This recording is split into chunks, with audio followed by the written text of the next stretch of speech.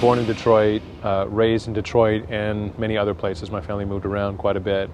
And I was so hurt by our lack of progress a number of years ago that I left Detroit, intending to stay out of Detroit, and found that I couldn't, that I had to come back. This place is just, its hooks are in deep, is what I like to say.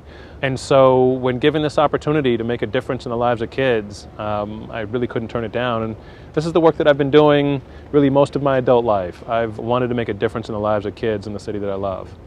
Excellent Schools Detroit is at its core a coalition of organizations that came together 3 or 4 years ago that included members of philanthropy, so foundations, civic entities, community-based organizations, and educators, all of whom came together really to improve educational outcomes for kids, and ultimately settled on a goal of ensuring that every Detroit child is in an excellent school by 2020. And an excellent school, the coalition defined as a school on track to graduate 90% of its kids on time, have 90% of those graduates enroll in a quality post-secondary program, and have 90% of those enrollees ready to succeed in that program without remediation. Shorthand, we call that our 90-90-90 standard, and our goal is to ensure that every Detroit child is meeting that standard. We really view our work as having 3 independent prongs. One is creating the conditions for institutional stakeholders and others to work together toward that outcome. The second is community organizing and engagement, so that parents and individuals in the community have a way to get involved in that work as well and support it. And thirdly, to ensure that as we identify gaps in that ecosystem, that they get filled. Getting the stakeholders to work together is certainly as challenging as the ultimate 90-90-90 goal.